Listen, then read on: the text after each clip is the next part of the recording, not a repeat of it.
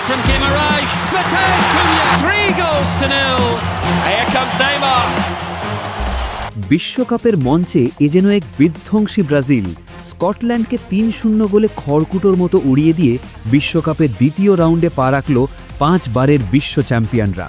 আর এই মহা গুরুত্বপূর্ণ ম্যাচেই ঘটল সেই ঐতিহাসিক ঘটনা যার জন্য চাতক পাখির মতো অপেক্ষায় ছিল কোটি কোটি ফুটবল ভক্ত। দীর্ঘ ৯৮১ দিন পর মাঠে ফিরলেন ফুটবলের জাদুঘর নেইমার জুনিয়র। নেইমারের প্রত্যাবর্তন আর ভিনিসিয়াসের আগুন ঝরানো পারফরমেন্সে কার্লো অ্যাঞ্চেলোত্তির দলে এখন শুধুই উৎসবের আমেজ। কিন্তু এখানেই শেষ নয়, আসল রোমাঞ্চ তো এখনই শুরু। কি বলছে দ্বিতীয় রাউন্ডের সমীকরণ? শেষ ১৬তে ব্রাজিলের সামনে দাঁড়িয়ে কোন শক্তিশালী প্রতিপক্ষ জানতে ভিডিওটি শেষ পর্যন্ত দেখুন। গ্রুপ পর্বের এই বাঁচা মরার লড়াইয়ে স্কটল্যান্ডের বিপক্ষে শুরু থেকেই আক্রমণাত্মক মেজাজে মাঠে নামে সেলেসাওরা। ম্যাচের শুরুতেই স্কটল্যান্ডের ডিফেন্সের মারাত্মক ভুলে সুযোগ লুফে নেয় ব্রাজিল। ভিনিসিয়াস জুনিয়রের এক অসাধারণ ফিনিশিংয়ে উল্লাসে ফেটে পড়ে গ্যালারি। ১-০তে এগিয়ে যায় ব্রাজিল। কিছুক্ষণ পর ভিনিসিয়াস আবারও বল জালে পাঠালেও VAR প্রযুক্তির কল্যাণে সেটি বাতিল করেন রেফারি। তবে দমে যাওয়ার পাত্র নন ভিনিসিয়াস।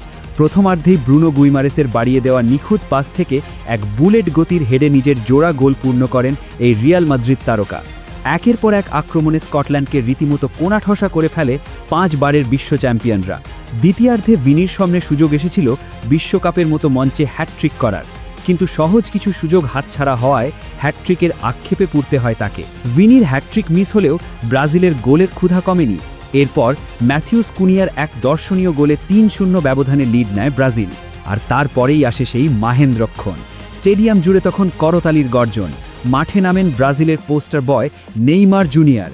ইনজুরির দীর্ঘ কালো অধ্যায় পেরিয়ে দীর্ঘ ৯৮১ দিন পর যখন তিনি পিচে পা রাখলেন, তখন পুরো ফুটবল বিশ্ব থমকে গিয়েছিল। আর ফিরেই নেইমার বুঝিয়ে দিলেন কেন তাকে লেজেন্ড বলা হয়। মাত্র ১৪ মিনিট মাঠে খেলেই তিনি প্রতিপক্ষের ডিফেন্স ভেঙে তৈরি করেন ৩টি অসাধারণ গোলের সুযোগ। যেখানে ব্রুনো গুইমারেস বা লুকাস পাকেতারা পুরো ম্যাচ খেলে ৩-৪টে সুযোগ তৈরি করতে পেরেছেন, সেখানে নেইমার মাত্র ১৪ মিনিটেই দেখালেন তার চেনা জাদু। আর তাতেই কোচ কার্লো অ্যাঞ্চেলত্তির মুখে চওড়া হাসি। ব্রাজিলের ১৬ কলা যেন পূর্ণ হলো। এই মহাজয়ের ফলে রাউন্ড অফ 32 নিশ্চিত করে ফেলল সেলেসাওরা। এখন প্রশ্ন হলো, দ্বিতীয় রাউন্ডে ব্রাজিলের প্রতিপক্ষকে। সমীকরণ বলছে রাউন্ড অফ 32তে ব্রাজিলের মুখোমুখি হতে যাচ্ছে গ্রুপ F এর রানার্স আপ দল। আর এই দৌড়ে সবচেয়ে এগিয়ে রয়েছে এশিয়ান জায়ান্ট জাপান। তবে সমীকরণ এখনই চূড়ান্ত নয়। জাপান যদি তাদের পরবর্তী ম্যাচে সুইডেনের কাছে হেরে যায়, তবে ব্রাজিলের প্রতিপক্ষ হতে পারে সুইডেন। অন্যদিকে গাণিতিক লাইনে ক্ষীণ সম্ভাবনা রয়েছে নেদারল্যান্ডসেরও। তবে ডাচদের পরবর্তী ম্যাচ তিউনিশিয়ার সাথে হওয়ায় তিউনিশিয়া নেদারল্যান্ডসকে হারিয়ে দেবে এমনটা ভাবার রূপকথার মতোই। তাই সব হিসাব নিকাশ মিলিয়ে বলাই যায়, শেষ 16র হাই ভোল্টেজ ম্যাচে ব্রাজিলের মুখোমুখি হতে যাচ্ছে শক্তিশালী জাপান।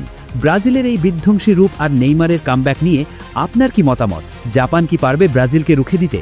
কমেন্ট করে আমাদের জানান।